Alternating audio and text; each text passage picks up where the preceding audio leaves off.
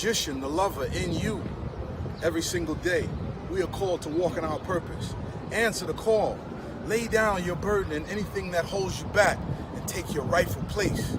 The battle is everywhere. It's right in your face. Let's go.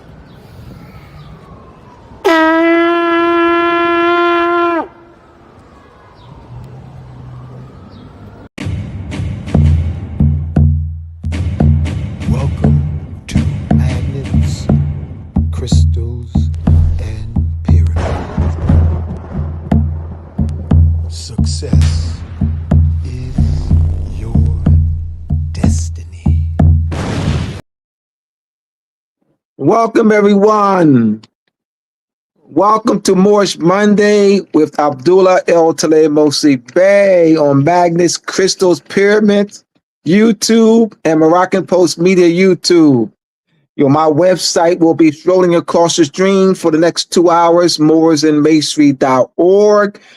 If those who are new to the channel, subscribe. Don't forget to hit that ding notification bell. Let people know that we're live. Hit that like button as you hear what as we go on with the presentation. Don't forget, if you have any questions, type your questions in and I'll remind you throughout the course of the presentation. Tonight, we have Brother Abdullah Uriel Kafra, the originator of astromatics. Brother Kafra is the founder of Lords of the Pivot LLC, and creator of astromatics, a field he built from the ground up that grounds astrological and orbital structures in advanced mathematics, including E8 Lie, algebra, K theory, and spectral geometry. Based out of Philadelphia, PA, Kafra comes from a background in martial arts and philosophy, and that same obsession with precision, geometry, and hidden order is what drives everything he builds. Astromatics isn't a rebranding of astrology. It's a new discipline, and he feels, and he's writing the rule book in real time. Right on, brother. Welcome. I want to give a shout out to Ramin Dean. Ramin Dean introduced me to this dear brother. Yes, sir. Tajariq Bey and I met Ramin Dean when he was 16 years old. Tajariq Bey was scheduled to speak at Moorish Science Temple. I was actually at a house in North Philly 30 years ago. So as we got out the car with Brother Aleem, who since transitioned, Brother Wiyama, who since transitioned, myself and Taj, we saw Brother Ramin Dean approaching the house. Ramin Dean was 16 years old at that time. They said, Taj and I have known Ramin Dean for 30 years. So I just want to give you that information, brother, if you didn't know that. All right, that's how far that Raheem, Taj, and I go back. All right, so I want to thank you, brother. You have your PowerPoint set up, or you weren't able to make it happen? I got a bunch of stuff to show you, man. So I'm excited. Are you able to screen share? Let me You see the screen share? You have your computer up. You should see screen share. Yes. All right, hit screen share.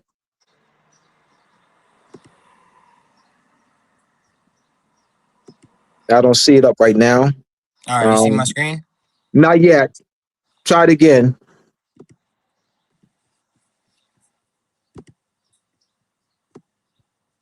You see it now? Not. You can try one more again. Brother Hank.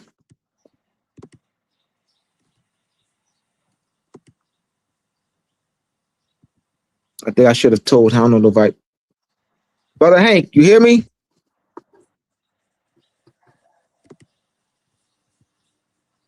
Mm,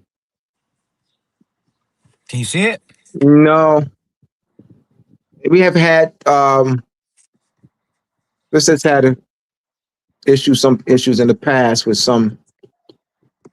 Hit it one more then. If not, you just have to just read off the screen. Hey, that Mm. works for me. We could just build, you know. Yeah, you have to build. Yeah, Brother Hank, he said Islam, screen bro. share Islam. He said screen Uh, share several times. is Abdullah Jr. You have to use the show link on your computer so that you bring your using a laptop. Yeah, I'm using a MacBook. Okay, you got to use the same link you hooked your phone into, the guest link from Abdullah Senior. You have to use that link to put your laptop on the show. The StreamYard Oh, link, I sent you. Right. yeah, I need to be Yes. on two StreamYard link. devices. All right. So yeah. So Because I'm Okay, sitting here waiting on you to connect your laptop to the show. all right. So he can see. All right. So that's why he knows Kafra.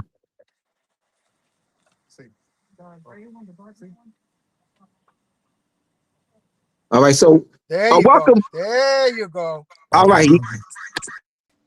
All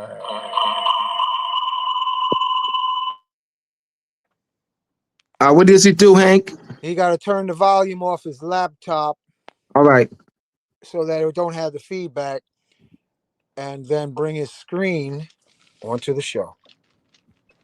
All right, how we doing? Well, we see two of you juniors. Yeah, I peep. I see that.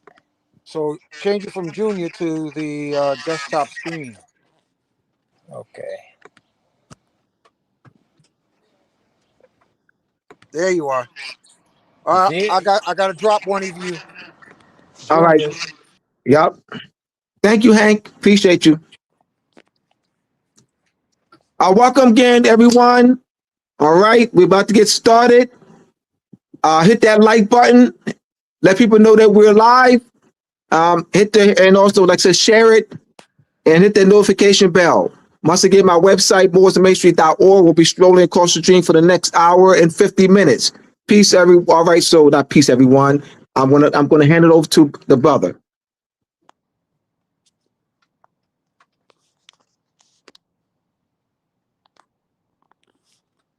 Brother Kafa, you're muted. You're muted. You good. All right, go ahead. You can hear me now? Yes. It's Okay. your dime. All right. First of all, I wanted to say I appreciate you. I wanted to give my thanks for being present, and being a part of your union. Thanks for having me. Thanks for giving me your ears. Thanks for allowing me to be seen. I truly do appreciate it.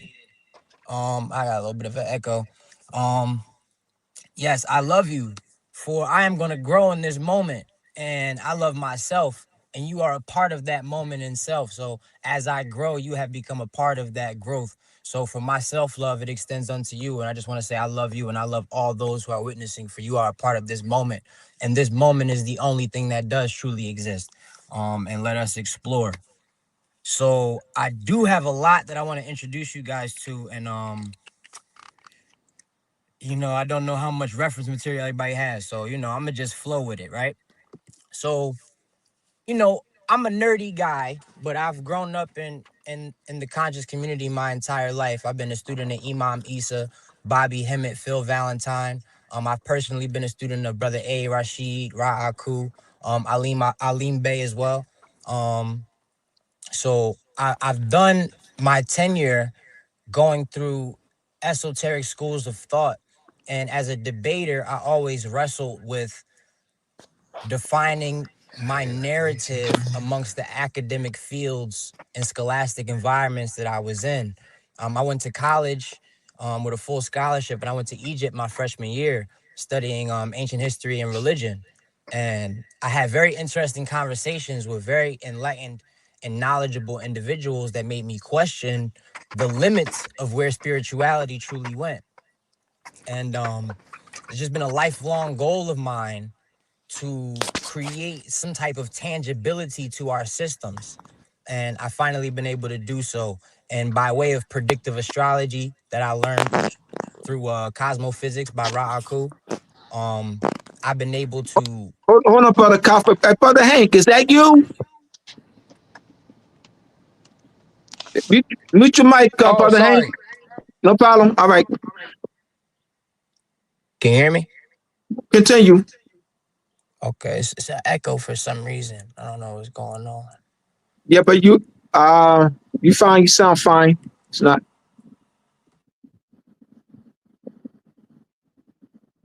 It actually gotten better. You're muted.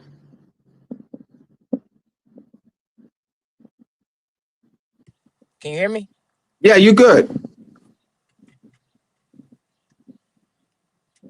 I can't hear you. You can't hear me? Continue. Okay, you can hear me? Okay. So the first thing I want to introduce you to is the E8 lattice. So the E8 lattice is a highly symmetrical 8-dimensional crystal or mathematical lattice. There was this guy named Lisi, right? He's a theoretical physicist. Um, and he took the E8 lattice and he tried to combine it with the particles, right, that make up reality. And it was a very interesting and very popular study. And it was debunked by other mathematicians and whatnot. But this has become a very new thing where people try to map this E8 lattice to certain aspects of reality, right? There's a young lady who goes by the name of Jennifer Nielsen,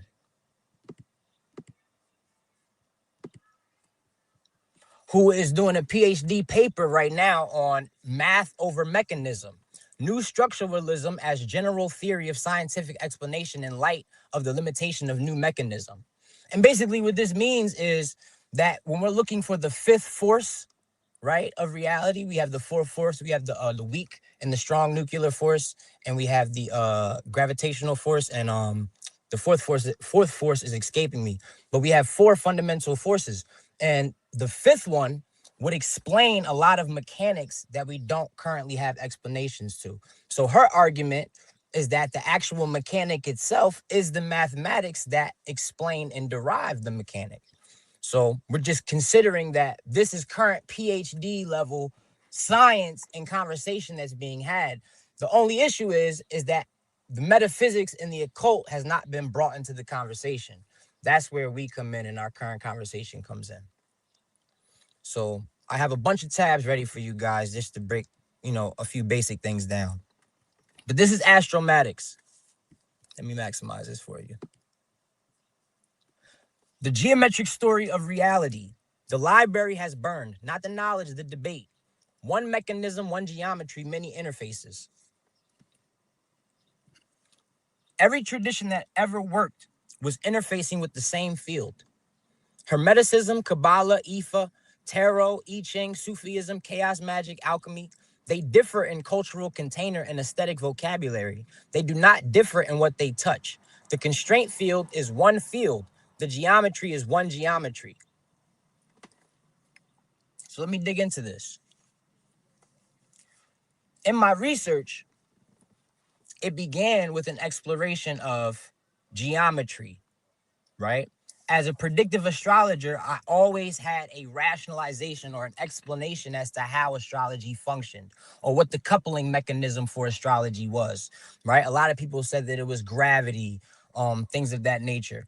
And I used to always simplify these explanations and say that Capricorn, for instance, is a metaphor for the nature of 90-degree angles, right? When you understand that houses and chairs and tables are built at 90-degree angles because they represent and express the nature of structure, right? So I took that idea and I said, well, what are the emergent properties of other geometries, right? This is kind of where I initially had a breakthrough, right, is when I realized that the very same geometric descriptions that are used in modern sciences correlate almost 100% to astrological keywords, right? For instance, let's look into that.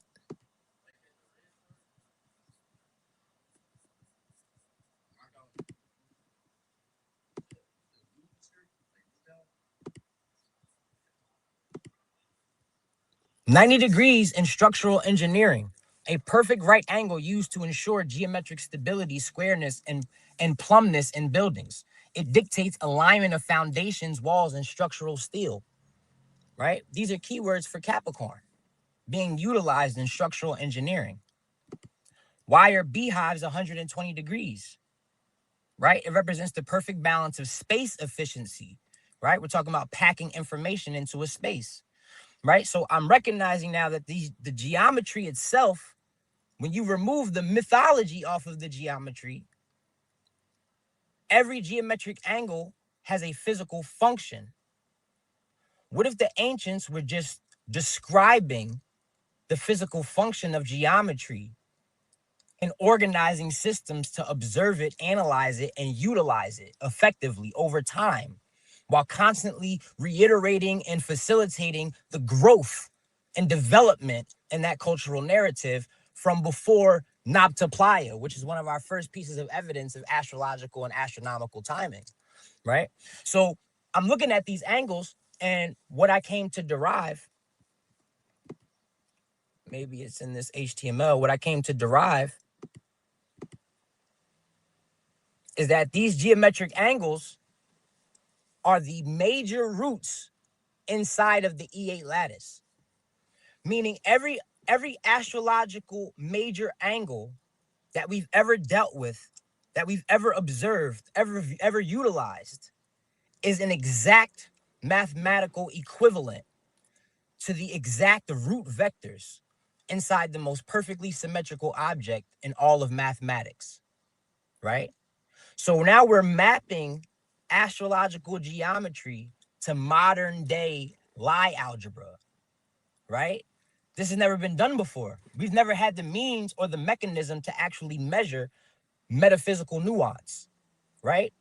But nobody's ever matched metaphysical nuance to Lie algebra, information theory, right? We're going to get deeper into that as well, right? Because there's current research being done on, outside of my framework, outside of my research, there's current research being done on EFA as information technology before Claude Shannon, right? 256 bits.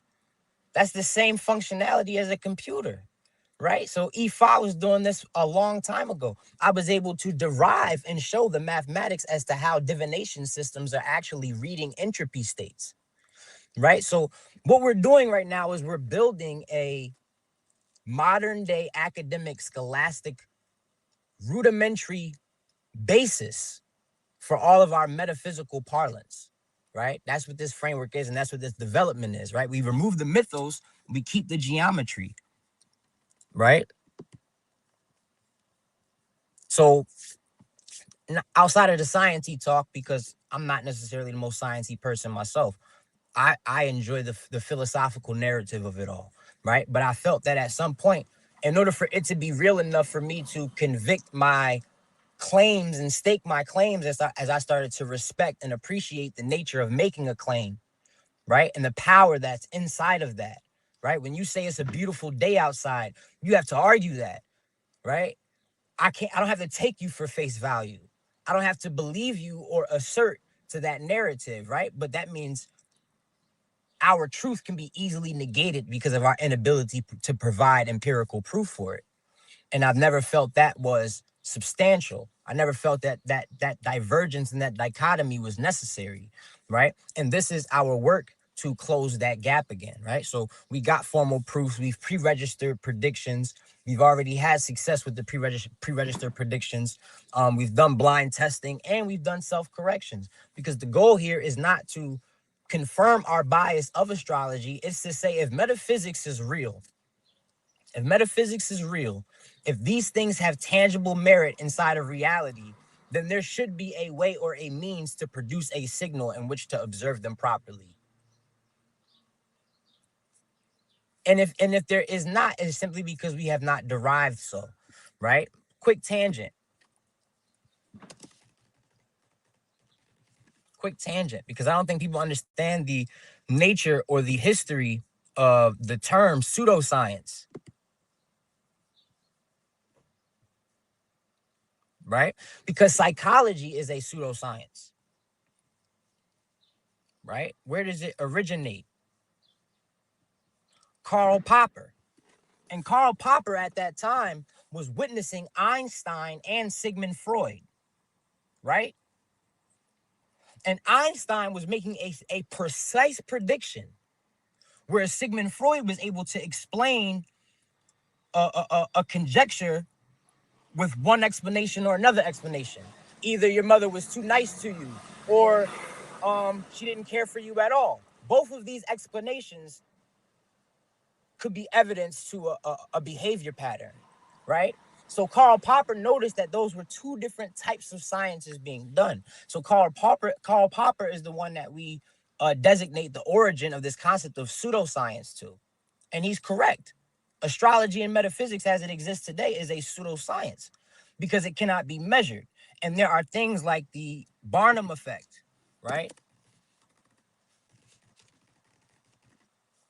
that plague our people.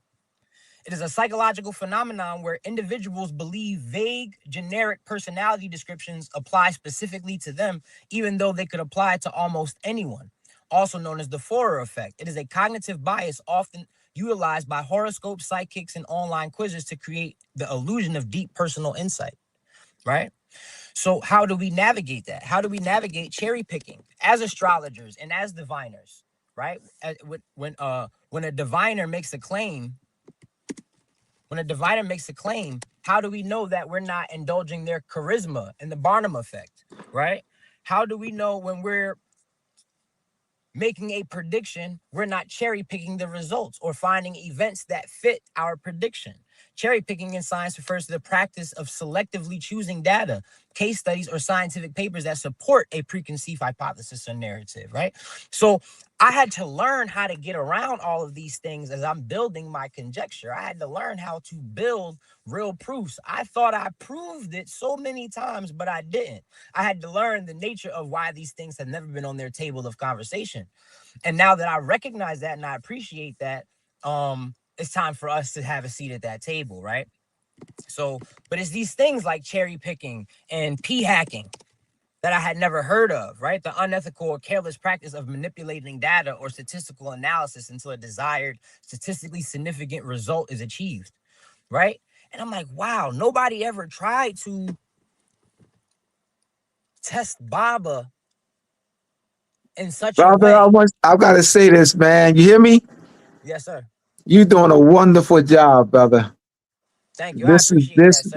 the epistemological approach, man. I love it, man. Yes, sir. Yes, sir. This is Yes, sir. absolutely epistemology. I love it. Wow, how one a branch of philosophy of how one knows knowledge. We haven't even So scratched the surface, sir. yeah, I I'm all over the see. place. Yeah, Just, no, you're just not. No, you on it, bro. You definitely on it. I want to give a listen. shout out to Trinity, Ambassador Trinity Davis Floyd, to Ambassador Rahim Alabe. Let me give a shout out to a few people here before you continue. Yes, sir. Christopher Irvin D-5J, Shaka Shakaful, Sign Persona, and Pharaoh Fab 4026.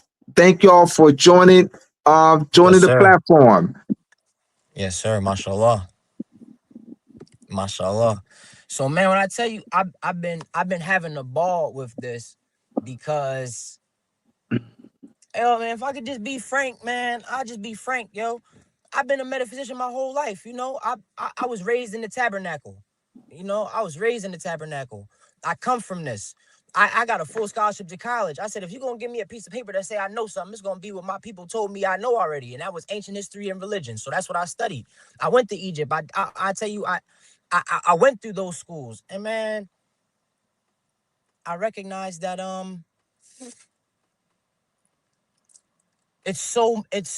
I debated so many charlatans in our community, speaking nonsense, taking money from our people because of their ability to charismatically project conjectures about what reality was, and there was no means to measure them. I didn't know that these things could be mapped to modern day science. I didn't know that. And I didn't recognize that nobody else was filling in that gap currently. I'm so shocked and surprised every day that I wake up to recognize that, like, nobody else cares to do this. And I find it fascinating that we have the tools to do so now. And and I'm not by myself per se, because when I tell you, I've communed with so many people who have these geometric E8 frameworks that are based on totally different subject matters that I've been able to explore and utilize to recognize what actually is the mathematical backing to reality, right? The thing that modern day science is on the precipice of, man. If I could only summarize to you how many modern day scientific papers I was introduced to that are like, yo, if our people knew these papers was out, we'd all be like, oh shit, metaphysics. But like, it's an awareness thing. It's the same way we're just like, not having knowledge of the law is not an excuse, right? It's like, just because we're not aware that quantum mechanics and quantum science is basically like saying, hey, here's the Vedas. Hey, here's the meta-netter. Like, they're giving it to us, they're handing it to us, and nobody is facilitating it in such a way. So I'm so enthralled, I'm so scared, I'm so happy, I'm so excited, and I appreciate to be seen for the epistemological goal that it really is. Because once I explain that Ifa and I Ching is binary code, even the Nordics. Even the Nordics have their own binary code that they're dealing with. Everybody is looking at, first of all, it's not even looking at. Everybody is the geometry. You are the geometry. You are the E8 lattice, and everything is mapping to the E8 lattice. Yeah, we're going to get the proof. We're going to get the physical lab test to prove the mechanism. But like, the other scientists is trying to do it. The theoretical physicists are mapping the E8 lattice to particle physics. They're already having that argument over there.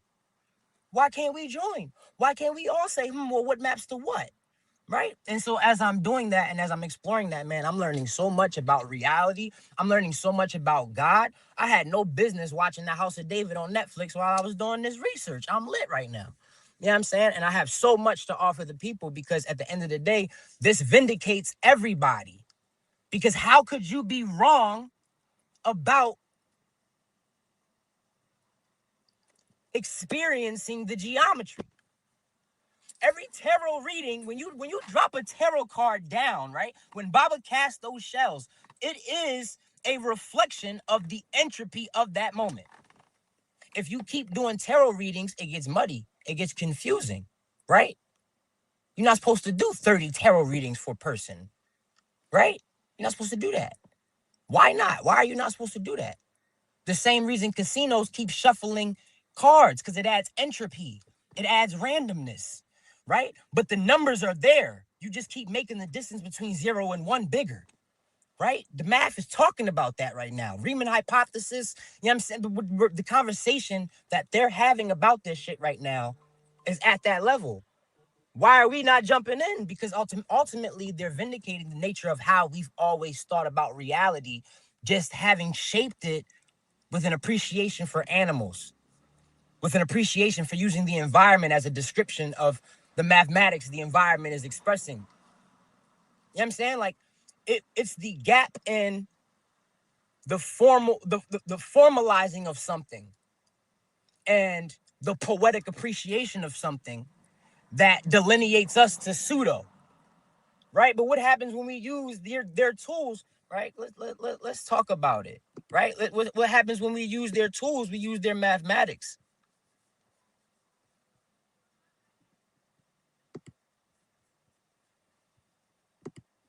I just learned about this guy. The term Koromoto, the Koromoto model, refers to a famous mathematical framework in physics and neuroscience created by Japanese physicists. It explains how large populations of independent rhythmic objects like flashing fireflies or heart cells spontaneously synchronize their behavior. We don't need a mechanism. The solar system is a synchronized clock that synchronizes and reflects exactly what we're all coupled to, which is some information source that is shaped like mathematical perfection in a higher dimension. And it's not a metaphysical conversation. It's a modern day scientific conversation that I'm adding metaphysics to. I'm saying, well, shit, the E8 lattice has two 600 cells in it at a phi-based invariant between the a celestial true north and where the Earth's tilt is.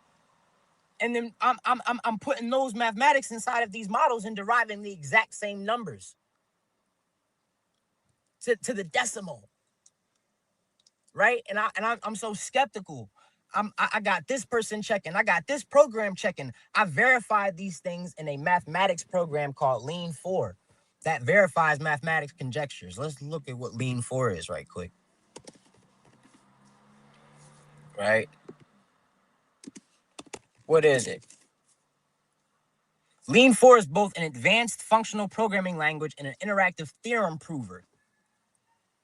These theorems are proved in Lean 4. Can you imagine that? Can you imagine that a theorem that derives 5 of the astrological signs as topological invariants in an E8 state space? Come on now. We ain't even get to typology, right? But these are just some of the things that are involved in the sciences that we have yet to merge with our approach to metaphysics. Things that might undermine some of our older conjectures. Things that might undermine some of our ways of life. But ultimately, things that validate the entire premise of our culture and our narrative, right? That's what the goal is here, right? So let's see what this presentation has to offer. I'm just using this as a guide to piggyback off of, right? Because I took this mathematical framework and I ran it through the Bible and the Quran, and I wrote a book about it. You could see all of the geometric correlation between the Bible and the Quran in 50 pages. You know what I'm saying? I explained the entire geometric narrative of Paul and the fracture in Christianity. I did the Bible and the Quran separately. I did them together. I did the entirety of metaphysics, right? I'm going to show y'all those mathematical formulas in a second, right? I took this geometry and I applied it to every dogmatic principle that separates my people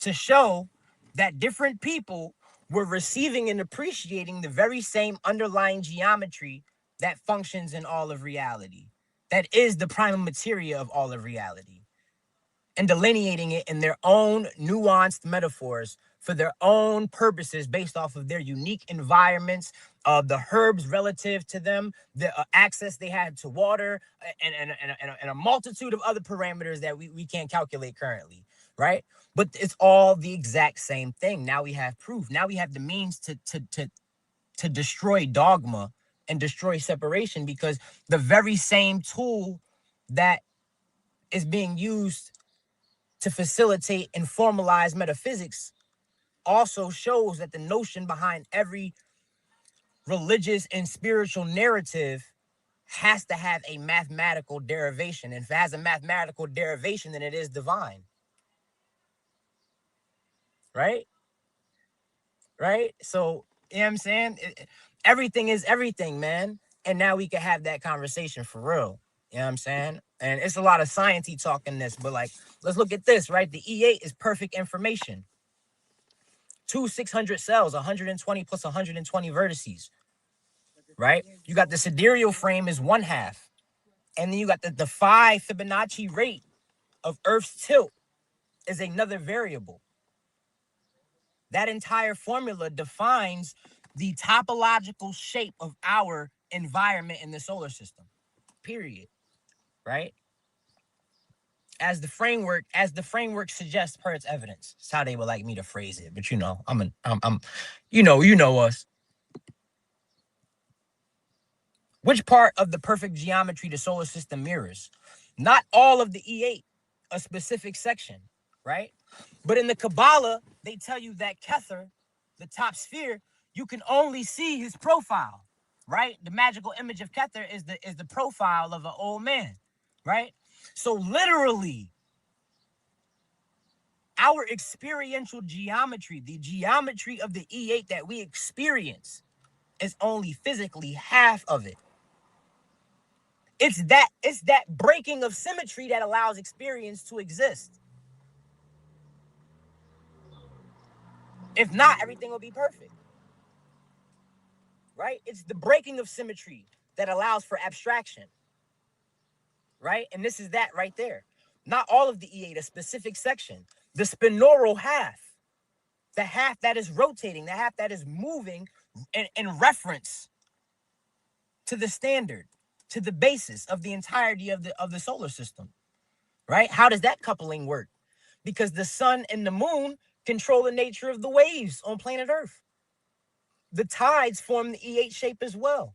Saturn's moon form the E8 shape, right? So what happens when you prove that it's not just the solar system itself that maps on the E8 shape, but I prove that Saturn's moons map onto E8 shape. I prove that the Earth's tides map on the E8 shape. So 3 different things mapping on to the same object is not coincidence. Right? I went to go find out where the moon was in my framework because my framework deals with the 8 planets from Mercury to Neptune. Right? It doesn't include Pluto. Pluto is an axial planet. It's a branch arm that actually throws the entire E8 around. Right? And the moon isn't involved because the moon is our personal a nuanced filter that allows us to see the universal solar typology in reference to us as the branch node inside the E8. And when I'm talking about, I derive the fact that the Earth is the only planet that can geometrically be the branch node. It's the only planet that can express E8 geometry. So that gives you the conjecture for why life exists on Earth. The only other closest planets to Earth when it comes to clarity of existence is Venus and Mars. And think about how many theories there are about humans having come from Mars or Venus, right?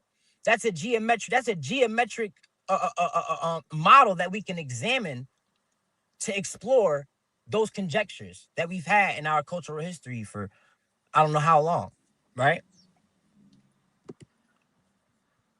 The observer tilt formula. This is the tool that we use to explore how the E8 or the half of the E8 that you are experiencing, exactly what part of it you're experiencing or how it's shaped per your perspective. The tilt the observer's axis by theta and the visible character of the 128 structure splits naturally, 64 tilt invariant. Add geographic latitude and the 2 tilt law completes the observer, right? So we need to know where the Earth is and we need to know where you are. So we need to know the nature of Earth's tilt in the precession of the equinox and where you are on Earth's tilt relative to the precession of the equinox, right? We need both of those to figure out how to create a coherent system, to figure out how that solar geometry maps onto you personally after it maps onto Earth uniquely from the solar system by way of the Earth solar lunar tides, right? So I got some visuals for you in a second, though. I just want to go through this slideshow, right? Divination as information theory named before the AI era. Introduced in the Demystification of Magic lecture 2018. So in Atlanta, I did a lecture with brother Red Pill and Blue Pill and A. Rashid and Ra'aku at the Return of the Gods event or prequel to the Return of the Gods event. And I did a lecture called The Demystification of Magic, where I was building the nature of this framework a long time ago, where I explained that sage is a disinfectant, right? And it's a psychoactive scent, right? That affects your mood, just like frankincense and myrrh, right? So I explained that it affects the aura by way of the microbial cloud. So, right, the whole idea was these aren't spooky, mystical things. It's just science we have yet to map, right? I was building this in 2018, right? Before we had AI technology, we were already having this conversation, right? The ancient systems were not superstitious. They were binary information architecture running on biological hardware. Ifa Yoruba is 2 by 8 equals 256 Odu. 1 full byte matches E8 rank exactly. I Ching 2 by 6 equals 64 hexagrams. 6-dimensional binary state space. Geomancy, 2x4 equals 16 figures, 4-bit resolution. Kabbalah, 10 nodes, 24 edges, a directed graph network typology. Can you imagine that there are Europeans right now on YouTube breaking down how to program utilizing Kabbalah? Functionally producing code by utilizing the Kabbalistic tree of life and mapping it to information systems and kernels and root directories, right? I had a friend who's working on his own framework. He said, Dre, he said, take all of your philosophies and tell the AI to run it as code. What? But it's logic, right? Coding is just logic. So you never thought to shape your logic as a code and see what it executes. You've never thought to shape a metaphysical or philosophical conjecture as code and see what it executes. See how it functions as a program. See how it functions as a utility. See what is its utility, right? As a system of logic. So you got people doing this already with our tools and our systems, right? Because information theory has been in existence for thousands and thousands of years. We've been doing it since the beginning of our time, right? At our recorded time. That's a whole nother conversation, right? Divination as entropy reading. So yeah, I did derive a formula for this. A uniform random draw, palm nuts, cards, coins, cards, arrows is mapped to an E8 root class. The output distribution is not uniform. It is weighed by a current geometric intensity of the field. The information is in the field, not the throw. The throw is just reading the nature of the field in that moment because it is the field in that moment, right?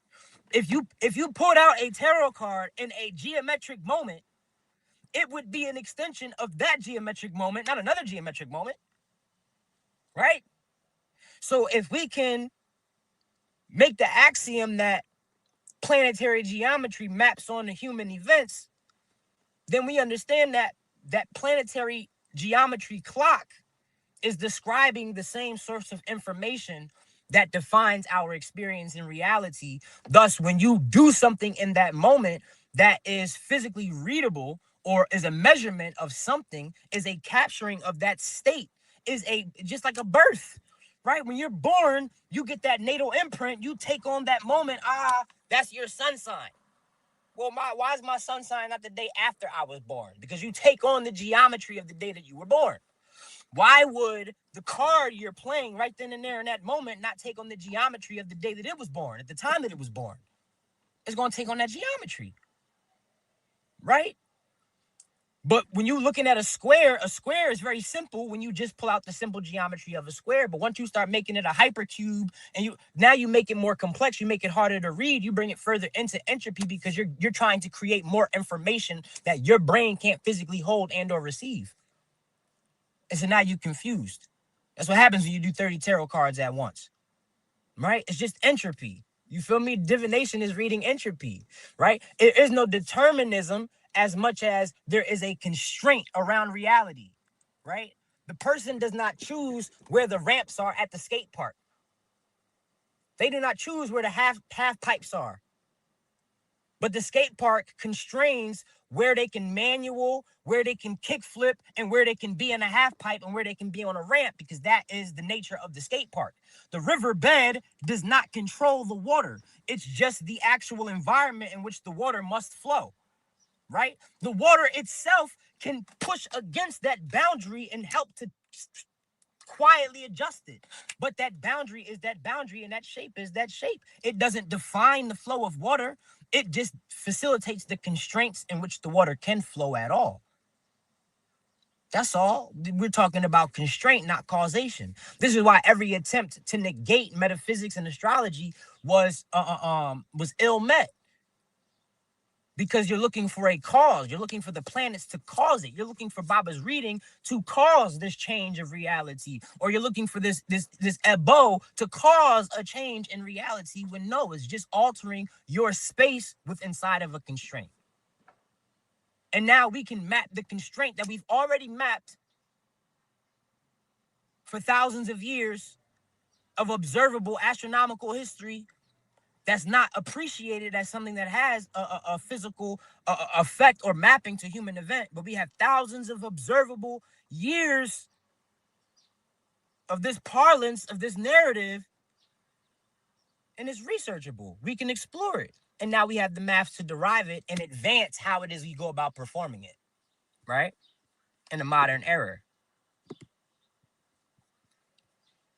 Every metaphysical system, this is an important part. This is one of my favorite books in my collection. I don't know which camera is going to be best to put this joint in. I don't know if I'm flipped or reversed or what. Let me see. Let me see we'll it. do this one. Let me see. We'll do this one, right? Let me go back. Mm-hmm. All right, I'm gonna put it on both screens. All right. These are the 5 metaphysical tools. When I tell you I mapped all of them. I mapped all of them. What is this? What is this? This says, I'm gonna read you this page in this book. Every magical and esoteric tradition in human history is doing one of 5 things, or a combination of them. The 5 operations correspond to 5 ways of interacting with the geometric constraint field. You can read the field, mapping the current constraint typology. Astrology, Ifa, divination, tarot, I Ching, geomancy, horary, they all read the field. They map the current typology. Timing the field, selecting the optimal moment for action. Electional astrology, Ifa, Ebo timing, Muhurata, feng shui, anchoring in the field, placing cognitive emotional markers at target positions, ceremonial magic, sigil work, prayer, hoodoo, spellcraft, aligning with the field, adjusting personal frequency to match natal typology, dilemma, true will, yoga, Sufi surrender, meditation, amplifying through the field, using group coherence to increase anchor intensity, coven work, drum circles, mass prayer, congregational rituals. This is the complete taxonomy of magical operations. Every tradition on earth fits into one or more of these 5 categories. There is no 6th operation. You can read the field, you can time by the field, you can anchor in the field, you can align with the field, or you can amplify through the field. Everything else is aesthetic variation of one of these 5. And all 5 of these have been explained scientifically. Let me hold you up. Let me read these comments. We have more comments that had come in. Give me a minute here. Let me read some of the comments. All right, so we have give me something to work with. we have Grand Sheik. We have Sheikis, Tamika Moody, ill, Islam sister. She writes, "This is very interesting. I must watch this again from the beginning." Wow. We have Epistemological Lord Frata 2170. I know what this is. "For all of the negative commentary that we hear about the conscious community, well, Lord Capra represents the clean glass, a child that was literally watching Saneta's debates." Epistemologist Lord Fata 2170. "I told you, Abdullah, the young God is heavy." Tai Salam Bey, peace and love. Farah, I think I read that one already.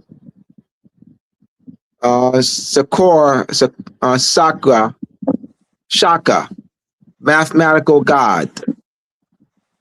Martin Zalaya 2927. "Listen to this young man, old soul." Shaka, teach brother. I appreciate y'all. Y'all have no idea. All right, yes. So I just wanted to read those comments. All right. If you ain't got any questions, type your questions in. Type the question if any questions. Thank you for the comments. We greatly appreciate that. I know I'm rambling, man. You Now don't you're get a not platform no every day. no. And this is Hey brother, you're not no brother. You're not rambling, brother. Trust me, brother. You are mashallah. not rambling. You are teaching, brother. You are Mashallah, I not rambling. appreciate that. I No do, I way. really do. We And don't want and to and and minimize what you're doing. and to the and humility is a weapon. But and to those comments, man, I just want to say I appreciate y'all for seeing me, yo, because I turned 32 this summer. I didn't have cancer. I didn't did a lot to get here. I did a whole lot to get here, man. And I done been a great soldier. And now I have my own children. And it's time for me to fight for my throne like King David did. And I appreciate to be seen for the very when I tell you, man. When I tell you, yo, the amount of times I done quoted a Sonetta debate in my teenage years, when I tell you, I grew up regurgitating everything Phil Valentine and Bobby Hemmett said. My mom used to play them on cassettes. I used to regurgitate everything they said. I thought I was so fucking smart. I used to regurgitate everything these men said because I was young and I had access to such information. And then I got to an age and I recognized that these men disputed and argued. And I said, how? How could all the people I'm regurgitating disagree? So then I had to go back, I had to comb through everything, and I had to create and define my own truth. And I recognized that defining truth was not as good as deriving it from mathematics. So like, yo, Awesome. this really was a journey, man. And this is the first time I've spoken about what I've done on any platform. You know what I'm saying? So it's a very meaningful moment for me, man, because it's like all I wanted to do is get people to stop arguing about dealing in the exact same mathematics, man. That's all it ever was to me, bro. And to be seen for fighting for that goal, is powerful for me. It lets me know that my son will recognize, what I was fighting for. And I appreciate y'all for seeing that and let me know that because when I tell you, bro, this shit has been hard. So I'm glad to be heard. But We have three comments. Three comments from Shikis Tamika Moody Ill. No, you are not rambling at all. She also writes, high honors to you, brother. She also writes, stay the path. yes, sir. Yes, man. Yes, man. And so, I recognize that I've been having battles with I say I've had so many battles over this lately, man. And it's been so interesting because my enemy has no face, man. I've argued and I've had to debate metaphysicians and astrologers who don't want their paradigm shifted. I've had to debate and argue scientists that don't want their paradigm shifted. And I'm just recognizing like, wow, everybody wants to confirm the nature of their bias. And I just want to create the means for nobody to have one. Right? Like, don't nobody argue about when you jump up, you gonna come down. Why we gotta argue about everything else? Right? Like, I don't understand that, man. Like, but I proved that astrology requires 12, right? I proved that. We can go to the infographics too, but I proved that because it's a 4x3. And the information system, look at this, man. Nobody ever mapped the fact that information systems map onto elements, right? Fire is just volatile information. It's just fast information. Earth is just dense information. Air is diffusing information. Water is compressing and holding information. Cardinal is undirected potential energy. Fixed is stabilized energy of that potential. And mutable is the diffusing of that energy. And then when you map those systems onto each other, what is Aquarius but diffusing, stable diffusing information? What is Leo but stable volatile information? It's information systems. We're dealing with graph theory now. We're dealing with information theory now. We're not dealing with philosophical conjectures. That's not what we're trying to do. We're trying to break through the crystal ceiling of something new. You know what I'm saying? Every piece, every parameter. I do want to show y'all this paper because I think this would probably be the most relevant paper, or both of these papers, right?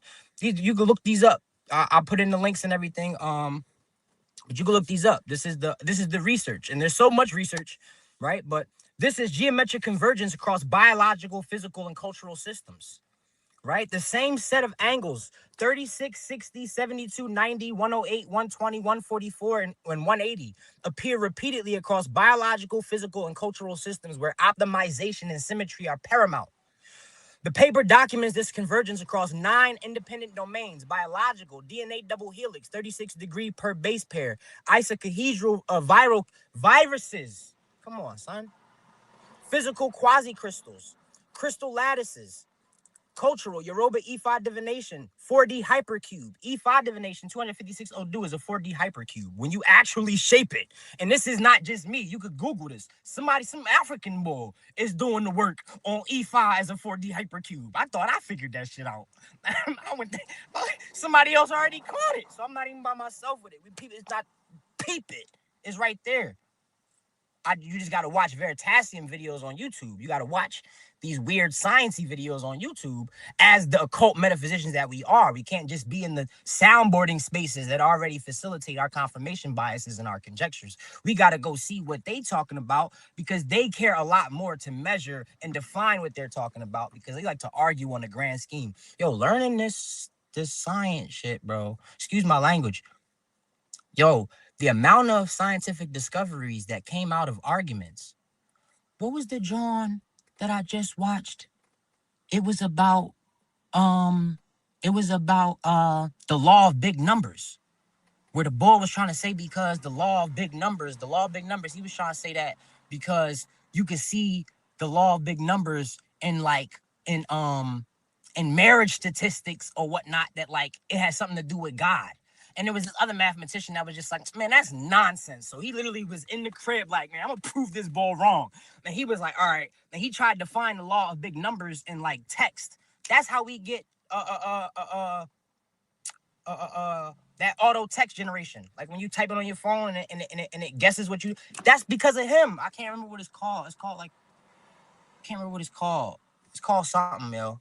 I mean, obviously it's called something, but yeah. So the amount of, but that's what they like to do. That's what they like to do in the academic field. They like to, you know what I'm saying, have shouting matches at each other and write angry papers at each other. But then they come but they enjoy it and they have fun and they weep when the opposition dies, because they don't have nobody to contend minds with anymore. So it's not even like it's a negative space, right? But you know, that's how they do. They like violence. They like to engage. You feel me? So, but it birthed something. It birthed something out of their need to have proof, to have tangibility, to not be able to be one with spirit, to not be able to go with spirit. It's not in their function. But we also got to respect the time and the world that we live in and how to map our experience onto the current tools of our state, right? We got to be able to do both, right? So this paper right here was just pointing out, and this is just geometric pattern matching, right? But it just shows you even then that things cannot escape geometry. Nothing can escape geometry. And when you look at the patterns that these things in reality, the geometry that these patterns produce, why? Why? What does it define? What does it explain? How does it express itself? Right? So, you know, you see, all right, for instance, the major angles of the E8 lattice are 60, 120, 90, and 180. Right? There is no 150. There is no Virgo. There is no 30 degrees. There is no Taurus. Right? But that's just because that's just the root systems. That's just the aspects. Then you go into, because that's just you looking at the E8 lattice. Then you go into Fibonacci. Fibonacci sequence is where you get your 72, your 144. That's where you get your abstract angles. Right? You fractalizing 60 degrees to 30 degrees. That's where you get your 30-degree angle, right? You get your angles because of the fractalization of the actual system itself, right? You could find all 12 signs inside of one sign by nature of the dwads, right? Everything is a fractal of itself, right? A reality is a fractal of itself. When they say art imitates life and life imitates art, that's because everything is imitating the geometry that it is expressing. Nothing can escape the geometry that it is expressing. Can you imagine that the artist who's making the art thinks that he is creating art that facilitates or depicts his life, when the very art is the geometric nature of him experiencing the life that he's already existing in the constraints of. Can you imagine that the art is experiencing its own constraints and has to define the geometric nature of reality independently of you interfacing with it? Right? But reality requires an observer. If not, it's just a wave, right? So, you know what I'm saying? So we just look at these different systems and we see that quasi-crystals, DNA, right? They all find themselves on this circle. Everything finds itself on the circle. The circle is God. We know that. But what happens when you look at the complexity of the symmetry of that circle and its full completeness as far down in dimension as you can go, right? Then what does that tell you? What happens when you can create and define different shapes inside of that environment? What happens when things map to those shapes? What does that say about what we've been trying to say for thousands of years? Right? That's the goal here. I So this got it. Let me, I want you, I want to get your thought on this. okay, I want talk to me. to get your thought on this. Now, Love feedback. I have been teaching that when you look at a seed, and people think a seed, any type of seed, and we're taught in school that the seed is the beginning. So, and I'm saying, well, the geometry is the beginning. The geometry, because the seed has a geometrical code. Yes. The seed is not the beginning. So you have the unseen world. Yes. Where it means is that it's moving so fast that it appears to be moving slowly. When you slow it down, you can see form. So the unseen world is formless, shapeless, and because it's speeding up so fast, but when it slows down, so when you see a seed, it already has a geometric code. Period. The seed is not the beginning. Give me your thoughts on that. Absolutely. So when you look at 0 degrees per my framework is undirected potential energy, right? But that energy has to come from somewhere. So when you're looking at conversations surrounding systems require input in order to receive an output, right? So even if you have a system that's independent, right? If you have a system that runs independently, it still requires an input, right? So there's a divine input regardless, but that divine input was only done one time. There was only one writing of the function of reality. That writing is the seed for everything else that we experience in reality. And the geometry that is inside that seed comes from whatever source material is beyond that geometry. But that geometry is the rule book or the constraint of how we experience physical reality, right? Physical reality ain't the end all be all. But when we understand that, even when we discussed earlier, right? We said Kether, the magical image of Kether is a profile, right? Of an old man's face. Do you know what they call that in science? They call that Gödel's incompleteness. You cannot define a mathematical system greater than the mathematics defining it. You physically can't describe God. You can't do it. So we can only get as close as we possibly can to defining the environment that we interface with. That's it. And we've already done that. We've done that through Babalau's mapping how to map entropy through 256 states.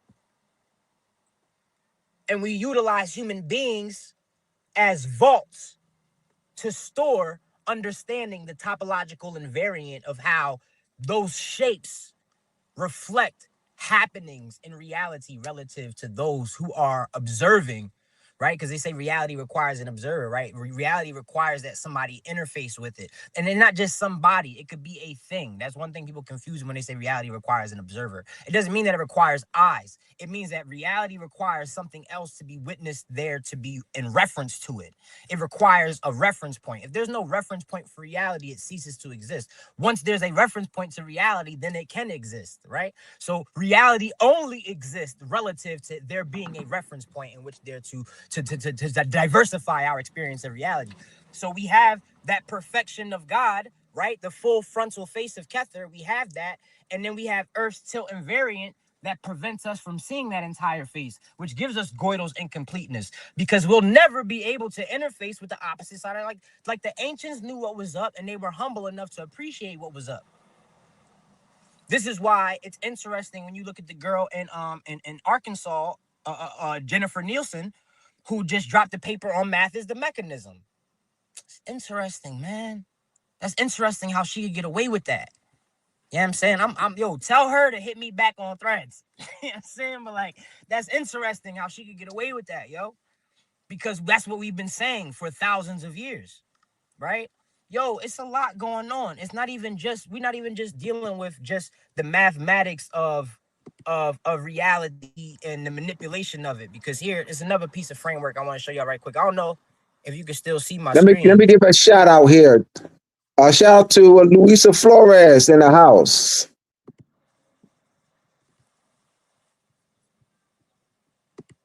All right. Anyone else that come in? Good, brother. Let me know if you can see my screen. You can't see my screen, can you? Not yet. It should be already. It should be coming in because you already. It was. He started being weird. Because you already locked on to hit. Try it again. Yeah.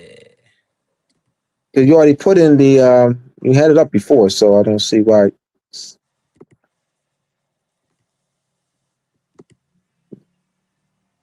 You shouldn't have to go through that same process.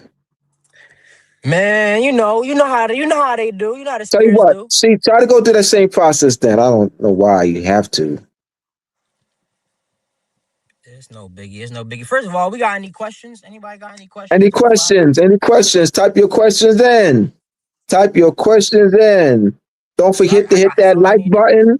Hit that ding notification bell. Also, we have to let people know that we are live and direct. Thank y'all for joining us. Always. We've been on for about a little over an hour. Yeah, I got more sauce. I got more sauce. Now you have time, brother. You have about 50 minutes. Yeah, I got more sauce. I just wish these You can't connect to it. Try doing the same process. Yeah, I'm working on it now. Let me see. All right. Nothing beat it.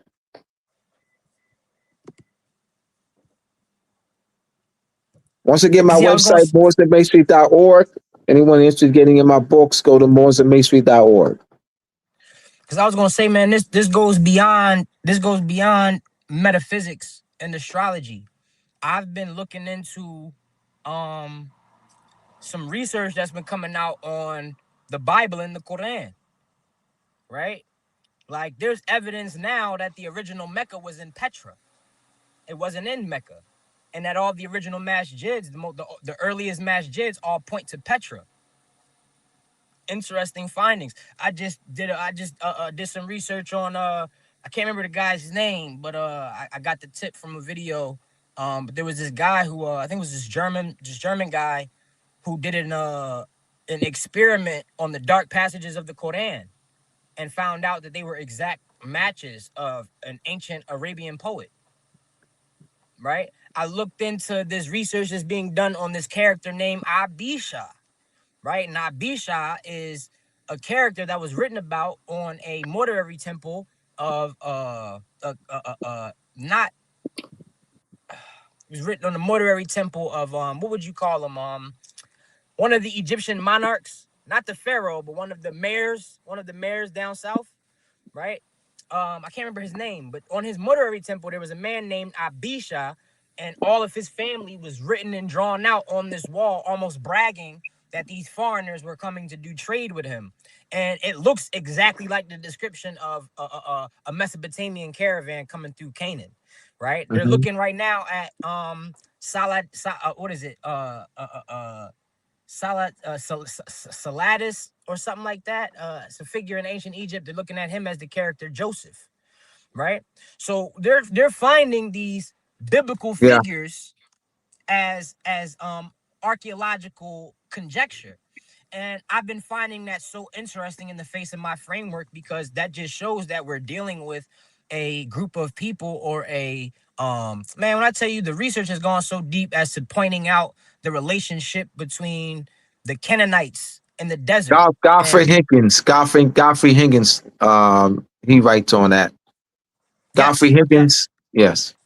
Yes. So, I'm been looking at the modern, I've been looking at the Christians using all of the evidence that they can scrape up to disprove the Muslims, and I've been looking at all of the evidence that the Muslims can scrape up to disprove the Christians, and I've just been having a ball recognizing that they're using all of this evidence to facilitate their dogma instead of figuring out what exactly was the narrative that was being described here. So you have a Mesopotamian man traveling through Canaan, recognizing that out of all of these Canaanites who have this polytheistic worship, there's one group that deal in Elulun independently under Melchizedek. The whole Sodom and Gomorrah situation, where he has to come back and get Lot, and he beats the armies of the dude in Sodom, and that's when Mm-hmm. Melchizedek comes out of Salem. And you know what I'm saying, like, all of these stories correspond with somebody that would have had the exact cultural geometric nuances of a Mesopotamian moving through Canaan, who had experienced and spent time in Egypt. So we're looking at an amalgamation of different derivations of the same E8 information divulging itself into different information. I literally have written in my material, in my book, I've explained how every section of ancient Egyptian mythology, each one of those deity structures functions as a abstract geometric system that branches inside of the E8. Because that was my thought, right? If the E8 is so supernal and so supreme, right, then all of the geometries inside of it should map onto every deity structure that functions in reality, right? Even the sense of the concept, like you look at Abishai just means father. It means the exact same thing as Abraham, just before Hebrew, right? Because Hebrew didn't exist at the time. So Abisha would actually be what his name would have been more like, right? So just looking at conjectures like that, there's so much happening. Even people making flying cars. So much going on, yo. It's so much going on, and we're just getting our foot. We're just getting our foot in the water when it comes to really seeing how our narrative. When I tell you the amount of things that I've read and the amount of things that I've heard come out of Bobby Hemmett's mouth that I've now seen science papers on, the amount of things that I've seen in Imam Isa's writings that there's now science papers on, right? Like, nobody's compiling that information. And the more and more I do it, the more and more I fall in love with the information, and the more I feel tasked with the drive of destroying the separation of people describing circles in different languages and arguing about which word is correct, right? I'd say I've been collecting so much data.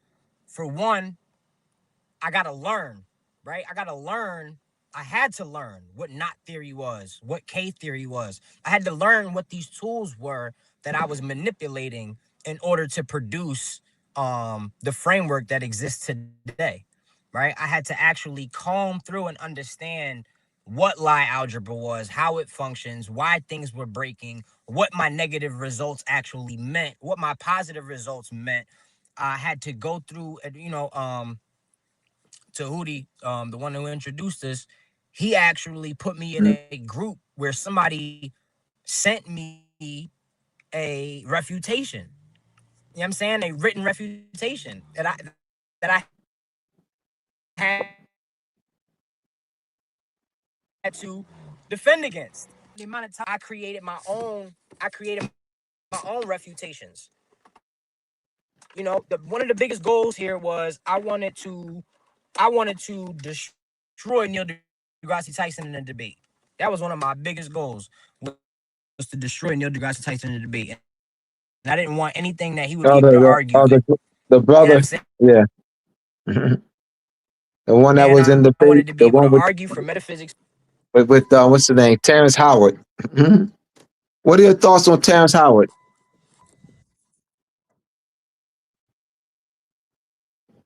You hear me? Yes.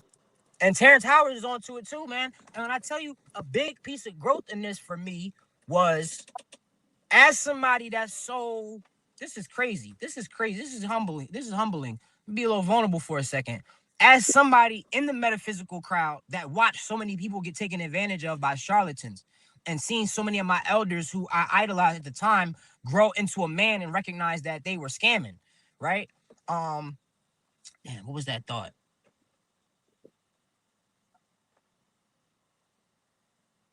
What was that thought?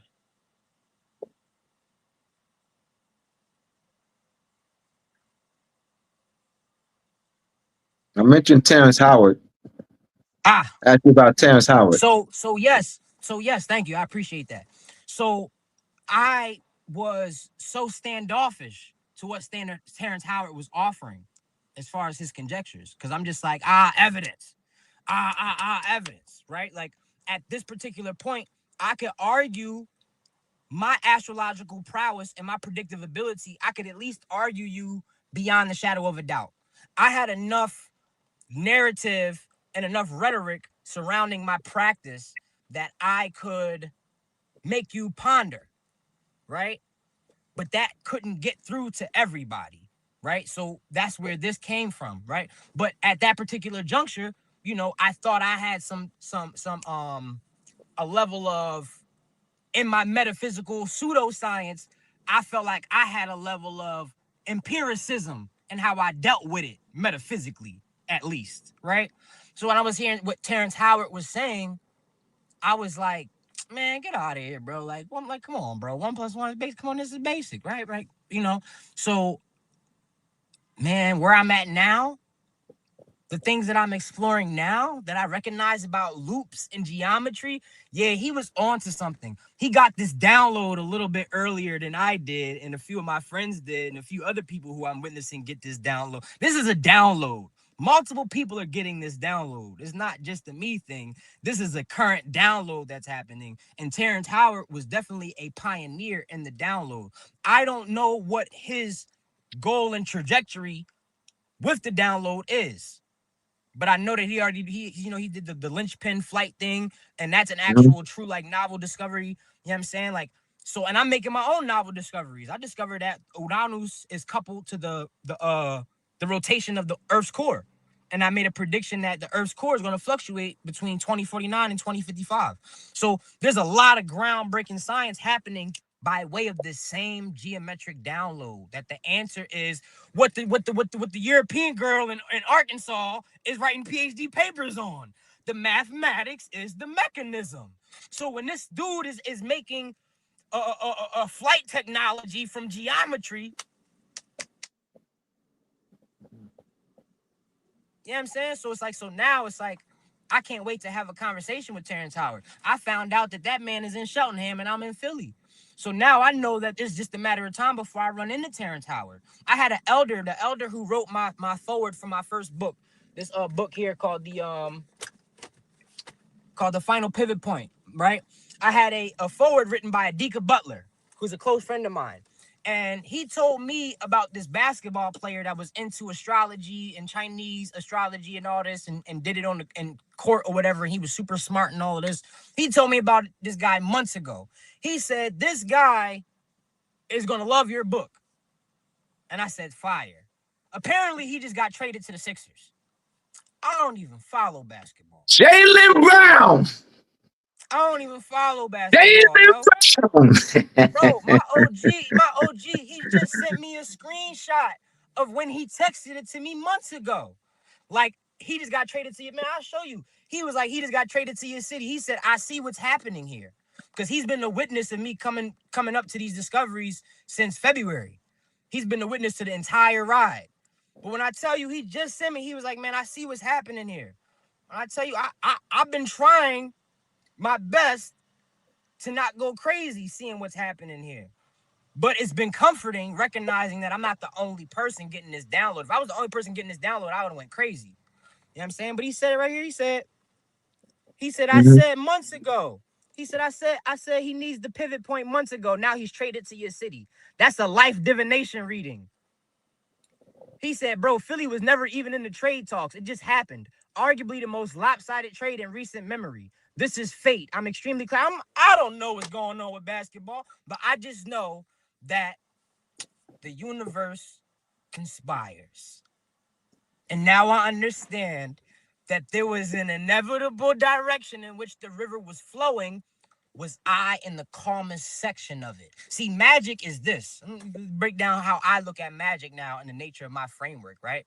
When you're looking at timing and reading, right? Reading and timing is just astrology, Ifa, ebos, right? Reading the state space, right? Clairvoyance, whatever tool you want to use, you're reading the state space.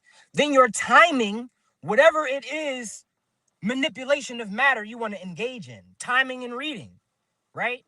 So you need to anchor yourself to the result. Whether that is a hypersigil, whether that's a vision board, you are anchoring. You have a anchor. You put a anchor. That's a hex bag in hoodoo. It's a physical anchor relative to the environmental state. Dogs represent crossroads. This is why Elegua loves dogs, because dogs are constantly aware at every moment, and Elegua is the topological invariant of extreme communication at the crossroads of root vectors. You know what I'm saying? So it's like when you recognize, yo, that our ancients really were literally describing freaking Lie algebra thousands of years ago.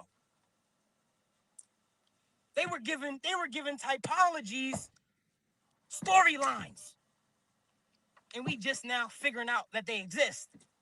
You know what I'm saying? We already had whole narratives about this, man. And it's like I could go on and on. When I tell you I mapped the E8 lattice to the human body, I got a U.S. international kung fu title, right? In Baji Chuan and Tai Chi Chuan and Xing Yi Chuan, right? My kung fu teacher has been studying this kung fu called Ilik Chuan, right? The Ilik Chuan is called the martial arts of awareness. It is one of the most profound kung fus you will ever hear of in your life. I guarantee that, right? I took every single poem, Song of the 13 Postures, Song of the 8 Postures, the Treaty of Tai Chi. I'm talking about every classics my kung fu teacher forced me to read.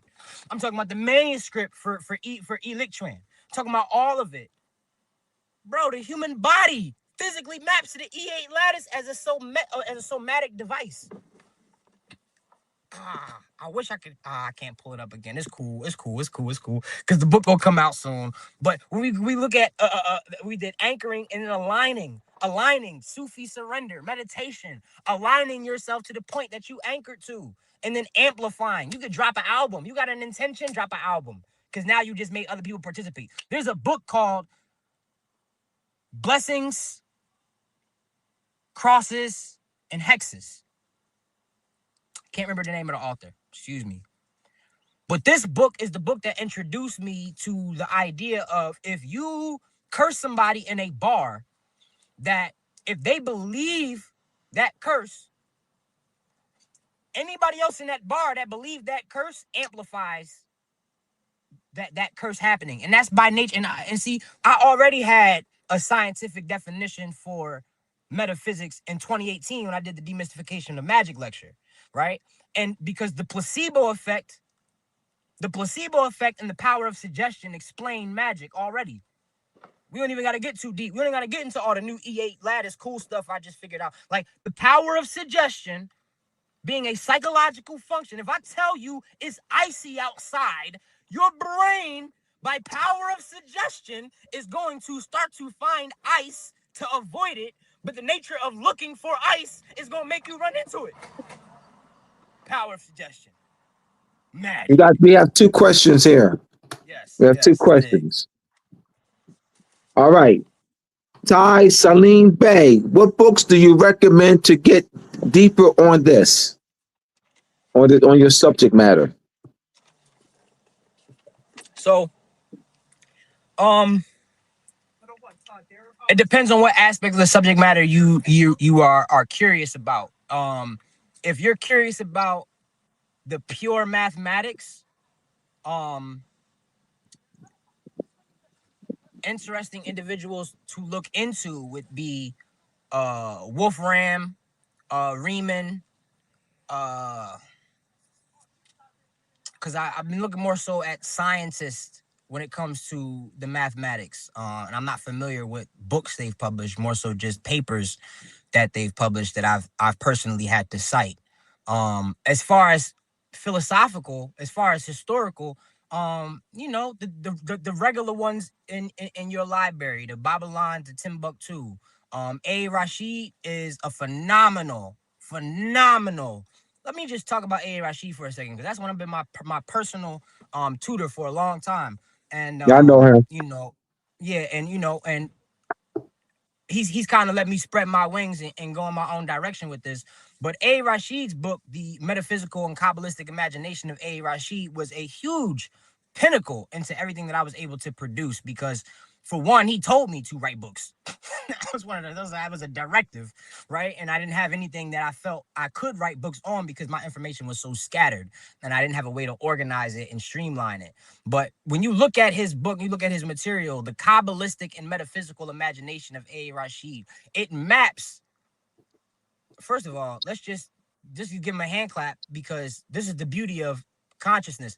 He didn't take ownership. He didn't say, I invented this new thing, right? I did that shit. He didn't do that shit, right? He didn't say I invented something. He said, this is my Kabbalistic and metaphysical imagination. This is how I see the narrative. But then he proceeds to produce very, very, very convincing material about the language nuances inside of the Assyrian and biblical and Hebraic and Egyptian and even Islamic structures, and breaking down the gematria, the numerical systems, the phonetic fingerprints, and the ritual conjectures that get lost in the ecclesiastic approach to scripture. I think that was probably one of my biggest inspirations outside of books like the Holy Tablets, to create or define a historical narrative that maps cultural narratives to mathematical structures. There aren't many books on anything relating metaphysics to this particular form of mathematics, to this capacity yet. There have been certain attempts. I'm not familiar with them. I've researched them in the nature of seeing where other people have come up with similar research, but I would be ill-informed to suggest them to you, because these were the materials that I studied to avoid. Um, but yeah, outside of that, Adika Butler, Treasures of Darkness, The Homie and the Homie. These are great books that allow one to understand the complex philosophical conjectures that derived and inspired me to derive it further, to produce evidence for the claims that I felt were worthy of subscribing to. Books like The Cosmic Serpent by Jeremy Narby introduced me to the biological relationship and conjecture when it comes to metaphysics, and the potential in that direction that led me to the modern day tryptophan protein experiments, where they're looking at protein as subradiant and superradiant sensitive. But as of right now, man, I'm trying to think of a good. There's a book on many worlds theory that was very helpful for me to learn the basics of these fundamental theories. But yeah, man, just researchers, scientists, um, Carl Shannon, I'm sorry, Claude Shannon, who's given credit for information theory, right? Studying how they came about their discoveries, reading what their conjectures were. That's kind of been what my focus has been, and I couldn't really tell you many books that directly discuss it outside of books that I know inspired me to write and produce something tangible and meaningful, and I gave you those. And then the classics, man, Babylon and Timbuktu, You feel me? Holy Tablets, Isis Unveiled, a lot of Zachariah Stitchin books, you know, but even then, that's conjecture on books that I prefer over those books. A lot of books I can't really name because of certain, you know what I'm saying, conjecture surrounding, you know, the author. But you know, man, just do your research. I will give you guys the link to my papers, and you can explore all the papers themselves, all of the sites in the papers. There's a lot of interesting research that I was able to cite, and I was able to get into communication with those scientists actually doing those research. So I'm not by myself in that. But Yeah, yeah, you should be able man. to put that link in the chat or one of the two. We have another question.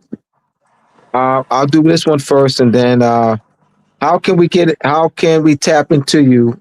This brother Shaka is in Camden. I want you to reach out to me too. But I'm in Philly, and I have some Camden connect. Born and raised in Camden. So give me your contact. How do brother Shaka get in contact with you and others?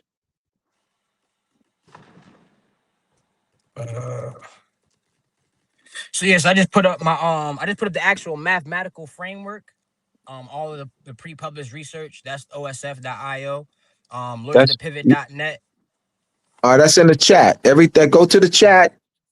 The links are in two links are in three. Two links are in the chat. Three, I'm trying to figure out. and then what about your contact information? Brother Shaka wants to contact you. Yeah, my Instagram is Lord Kafre, or Lord Koff, excuse me. Lord He's Koff, tapping and into the chat. and And research Instagram is ARAM Astromatics. as he's typing into Actually, the chat, I can't pull up my screen right now for some reason. But you could do me a favor if you could go to lordsofthepivot.net right quick. I could show you around the website so you can see some cool stuff right quick. so I don't know if you can share your screen. no, I can't. I can't share my. Yeah, brother Shaka, contact me at 215-300-5471. Once again, 215-300-5471.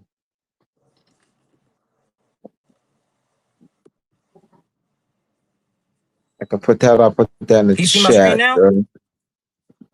Let me see. No. No. Mm-mm. Let's see. Let me stop sharing it. Yeah, because I had some really cool geometric visualizers I want to show you. I don't want to go before I can show you those things, because I think you'll enjoy them.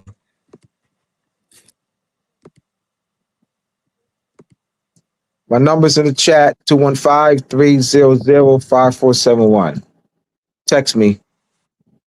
Okay, let me see. We have another question. Tunica Talk to me. 8091. What about the Talk to me. church bells? You hear me? I'm listening. What about the church bells and other bells that would heal with vibrations, and then they destroyed them and melted them, saying they needed the metal for bullets for the wars? Ancient That's a technology. fact. That's a fact. That's a fact. So to your point, right? To your point. Music is geometry. Sound is geometry. Everything is frequency. Geometry is frequency. So when you look at it like this, right? You have a natural frequency. This is what Terrence Howard is talking about. If I can align you to the actual natural frequency of your body, then I could heal you of whatever ailment is creating a discrepancy between you and your natural signal. Right? If everything is waves and everything is math and everything is geometry, that's what that means. So these bells were healing people. Light and sound can heal, right? We know this for a fact. You got CIA documents that they already presented about holographic projection and being able to physically heal the body with your mind. There's already CIA documents on these things. So this is not things that they can easily hide anymore. There's just things that they don't publicize that they publicized, right? But we know exactly why they removed and melted the bells. We know exactly why they changed the hertz of music, the standard hertz of music.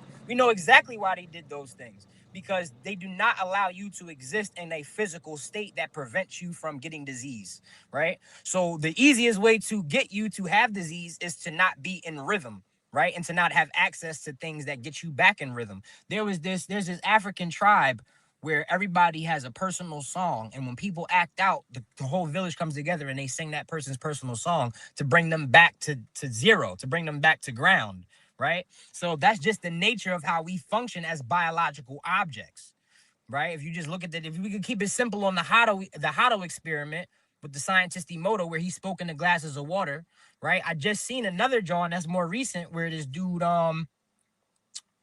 he Google this, yo, because I just heard about this today. Google this. It was the bull. He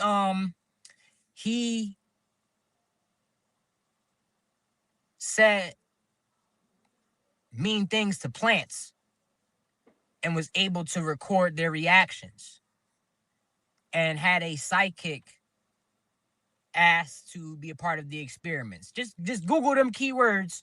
Let me know what you find. But I just saw something about how the same thing with the Hotto experiment. So we already have enough material that speculates the effect of vibration and light on the physical body. We already know that, even just reciting the Quran, even just the Arabic itself. I could show you evidence that Arabic is the perfect geometric organization of the sounds on your tongue, and that the recitation is actually an organized geometric encapsulation of information.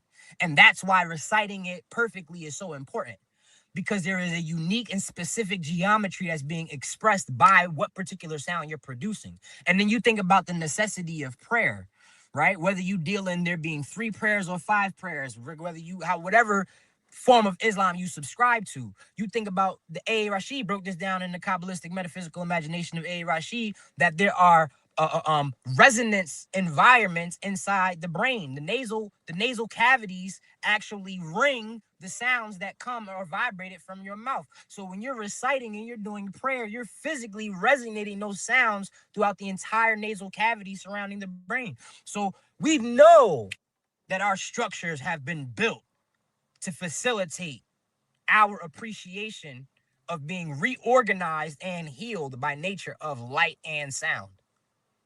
So yes, that's exactly why they removed these systems, so that you gotta understand. Look at it like this, man. It's the same thing with dieting. It's the same thing with food, right? This is the reason why everybody is obese. It's simply all the food that you could buy in the grocery store has no nutritional value. Why does it have no nutritional value? It has no nutritional value because in order to make it shelf stable, you must heat it up so high that it kills all of the living things inside the food. What does that mean? That means that the food cannot go bad because there's nothing to evolve and grow on the food. Right? But what does that also mean? That means that the good bacteria that you eat food for is not there either. So everything that you could buy at a grocery store is empty calories. So you put empty calories in your body, you get an insulin shot. Now your body gets an insulin shot. That food goes down, but you still are hungry because the hunger signal is derived from a lack of nutrients. It's not derived from an emptiness in the stomach vessel, right? So you're taking on all of these empty calories and never receiving nutrients. The body still gets insulin. The body's still converting all of this material into sugar. It's taking all of that sugar and it's putting it on top of your liver and displacing it wherever else it can hold it. And now you got visceral fat. But that's simply because the only way for something to exist in a grocery store is for you to make it empty calories. And once you make something empty calories, no matter how much you eat, it's never going to cure your hunger. Now, if they told you that constantly having insulin inside of your body, right, never giving your body time to deplete its insulin surge, right, constantly eating, the cancer website, I had cancer. I had my testicle removed. I had testicular cancer.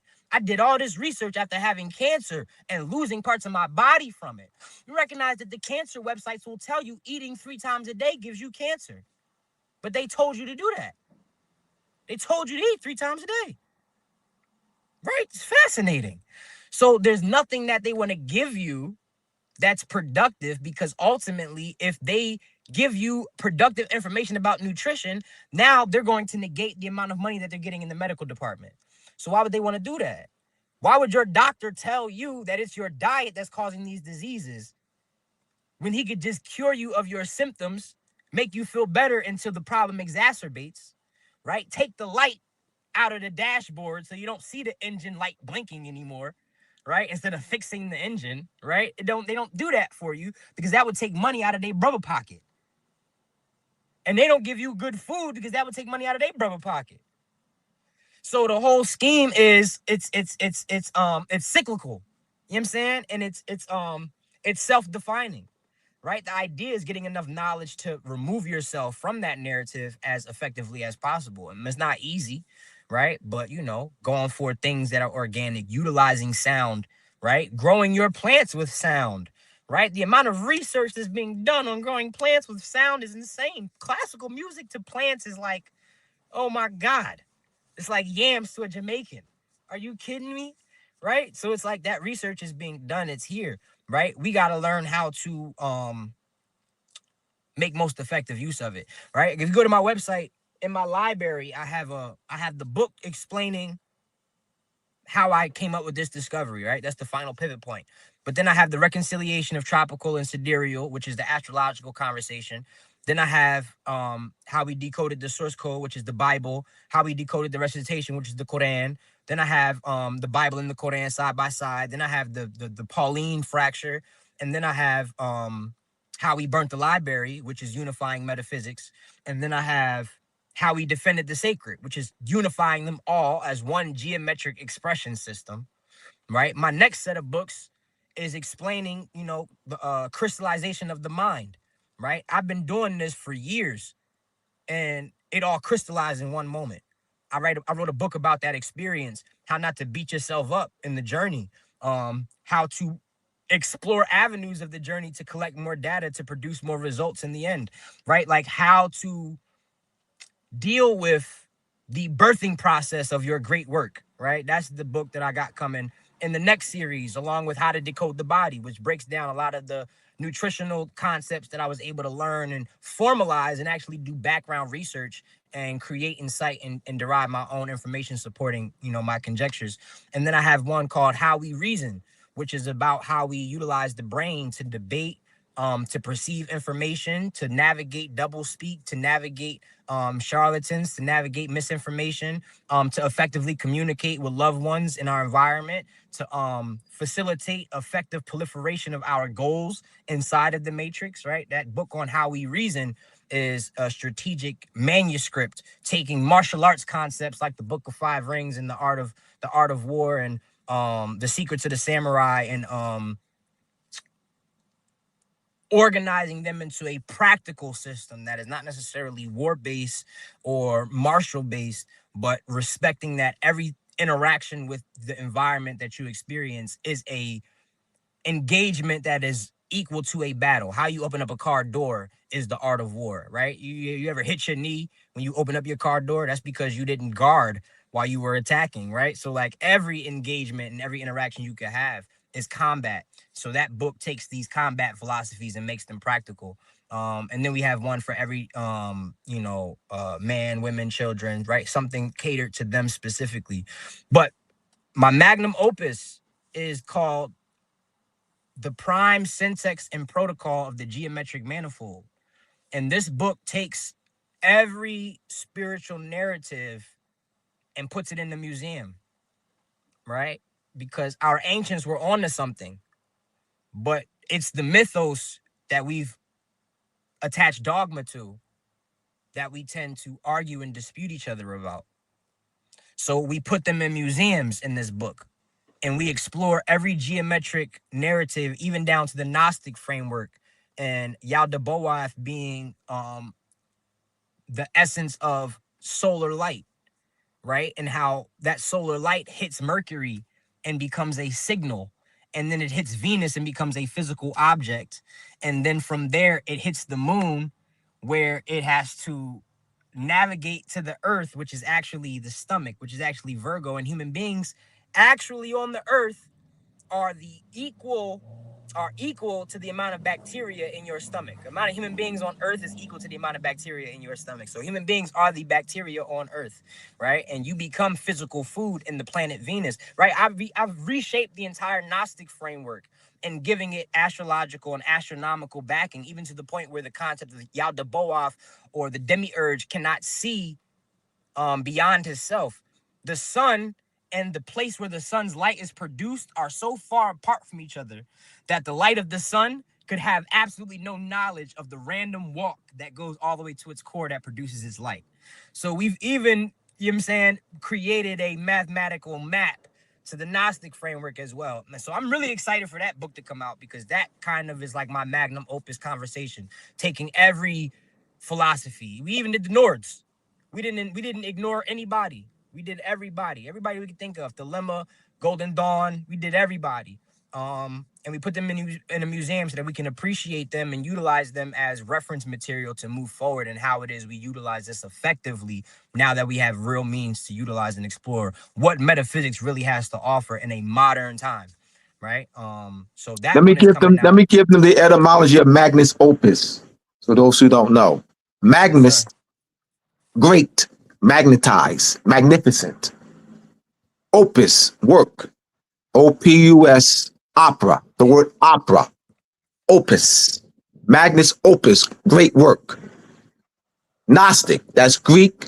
Knowledge is modern English. The G, G-O-N. All right, so you have the G, G-O-N in Greek. It's a K in Latin.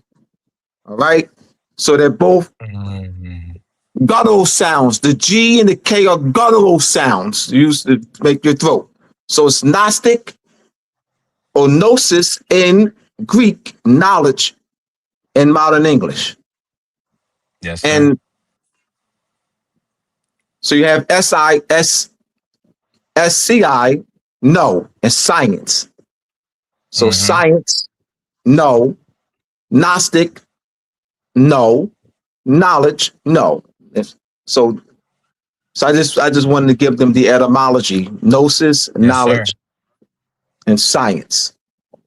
Yes. So and gnosis is a state, and Gnosticism is a framework, an idea yeah, because that's about that state. the suffix. The suffix indicates Yeah. the SIS means state of or condition of. And so the suffix indicates that it's the state of. And when I tell you, man, I recognize, you know, I've gone through a lot of chapters in my very short life, man. And one of those chapters, I went very, very, very deeply into Taoism while I was studying Wudang Kung Fu. And in the Tao it says, rejoice in the way things are, be content with what you have. When you realize there is nothing lacking, the whole world belongs to you. And when I tell you, I don't fret. I don't fret. I don't fret. I just exist. I just do me. Everything is Murphy's Law is the challenge that creates catalyst for growth. Like, and I tell you, my doctors, I had my doctors laughing so hard when I got my surgery, because everything is an experience. If I were to get shot right now, I would be grateful for the fact that I get to experience a law in another way. Right? Every experience is a law. I'll never forget, man. I broke up with my college sweetheart, and I had felt so empty in our relationship for so long, man. We broke up, bro. And I'm crying about our breakup, bro. And I had to stop crying about breaking up with her. And I had to wipe my eyes. And I had to start crying about how great it felt to cry about breaking up with somebody, because I had felt so cold and empty. Right? And I said, wow, pain is beautiful. Pain. I can find God in pain. Wow, everything is God. So I recognize now that I'm in my 30s, right? And I've come of Kabbalistic age, right? I recognize that the great work is doing. It's doing all of what you've collected. It's applying all of what you've collected and making something that you can leave, whether it's art, whether it's a way of looking at the world, right? Your great work is yours, but doing it is the great work. And gnosis is doing it with no worry that you're not. That's it. Once you sit under the Bodhi tree like Buddha and you say, make me one with everything, you still gotta live the next day. Right? Like, so like, what are you doing? What does it mean? What does it mean? That's why Osho tried to kill herself. That's why Osho said, give me the highest amount of volume you could give me. Right? Because once you get it, what's the point of living? The living is the point. Getting it is irrelevant. So what is knowledge if it is not used to apply your geometry to your great work? I did my son's geometry with my new framework. Recognize I was raising my son for my daughter's job. You know what I'm saying? Like, you gotta appreciate the geometry. You gotta respect things for what they are and indulge them as they are and be one with the moment. Right? You have no control. The moment you try to express and exercise control, you will be shown exactly how little you do have. But you can maneuver and you can explore this skate park as much as you want. And in all your skill, you cannot guarantee that you are going to land this kickflip beyond the shadow of a doubt and not slam your skateboard into your shin. 9 times out of 10, you might land it, but you can't guarantee, you can't prove to me that the sun is going to rise tomorrow. You can only assume by way of what you think you know about past. Right? Like, yo, the now is so beautiful. And any concern one can have is because they are existing not in the now, but they are existing in the past or the future. And neither of those can ever be now. 5 minutes from now is going to be now in 5 minutes. It won't be the future. It'll be now in 5 minutes. You know what I'm saying? You can't exist outside of the now. A very simple man, very, very simple man. I'm blown away by how simple the man that told me that was. You know what I'm saying? So, you know, I've had a lot of profound lessons. I was able to touch the land of Egypt at 18 years old per my own academic prowess. And I was humbled very young by a Capricorn mother. You feel me? And I'm trying to take and organize all of that into a framework that allows people to appreciate living. Living is powerful. And all of this negation of each other over people being brainwashed or force-fed dogmas from cultural narratives that are thousands of years older than them that could have never conceived of an iPhone.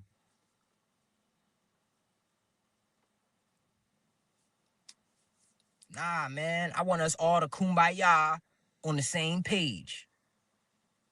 You know what I'm saying? It's all the same thing. Let's all be in love. And I also respect that sometimes peace must be earned through defending a wall, right? And in Shotokan, we have a kata called Basadai. And Basadai means to penetrate a fortress. You know what I'm saying? So sometimes you gotta penetrate a fortress. You know what I mean? Sometimes you do. But the goal is never separation or negation of each other. It's the unification. And sometimes it has to be done in debate. Every single one of Bruce Lee's students, he had to battle them in order for them to allow him to teach them. You know what I'm saying? I recognize that I have a very, very, very deep and long battle with a lot of metaphysical schools and a lot of scientific parlance. But I'm excited to bring our conversation out of the shadows. I'm excited to bring it into the light of modern mathematics. I'm excited to put metaphysicians on the chopping block to show and prove that if they really have the means to explore the geometric constraint field, that they allow us to recreate them and reproduce them like every other form of science that can be confirmed by reproducibility instead of gatekeeping the claimed abilities that they have, right? Like, no, man, we all have the ability to time, read, align, anchor, and amplify in the field. Just because some people are born and they're naturally better at reading, and we, go to the clairvoyant, go to the reader, go to the psychic, yes. But timing isn't as obvious. Some of you are great timers. You feel me? If you practice reading a little bit more, you'd extend that 5 cents. You know what I'm saying? But nobody has an ability that you don't have. This concept of people being empaths. Nobody is more empathetically human than the next person is empathetically human. People feel the need to attribute these terms onto themselves to produce hierarchies about how they experience reality relative to the next person. And I don't think that that's fair. I don't think that that's necessary. I think that that is an extension of one's ego that is only derived from pain that they have inside that could easily be addressed if they just talk to us. But now we got the math, though. So we're not about to sit here and argue fairy tales anymore just because you got a billion people following your fairy tale. No, I'm going to show you where the tail is, where the fairy is, and we're going to keep the tail. You can keep your fairy. That's all. You know what I'm saying? But, you know, I recognize there's nobody that I can see right now that I feel can... I want to say this humbly because I don't mean this in an aggressive way. I don't feel that there's anybody that can out debate my position right now, and I'll say why. And I'll say why to redeem myself for that commentary. I am only arguing that there is nothing to argue. And I have all of the evidence in the world that nobody's dogma has enough evidence to be argued. The burden of proof is on the claimant. All I have to do is claim that none of these systems have the ability to prove their claim. And that claim is already proven. So all of those systems would have to prove their own burden at that point. I only have to defend the lack of separation. That's a great position to be in. All I got to do is argue you are not separate. If a Christian wants to argue me, all I got to do is say the entirety of your framework is based on a man named Paul who made a claim that there were thousands of Jews in Jerusalem who had this idea. Do your research. There is not one person that he sent his letters to that went to Jerusalem to confirm if he was telling the truth. There's nobody. If all of the Gospels are based off of Mark and he was supposedly the scribe of Peter, and Paul wrote that he got into arguments with Peter and his brother, the entire of Christianity is based off of somebody who admitted that he argued one of the final followers of the actual prophet that they claim. As well as these two individuals, their conjecture being the only thing that substantiates the Bible. Not saying that it's wrong, but I'm saying you can't prove to me that Paul wasn't a Greek COINTELPRO agent. I'm not saying he was. I'm just saying that's a big claim y'all making.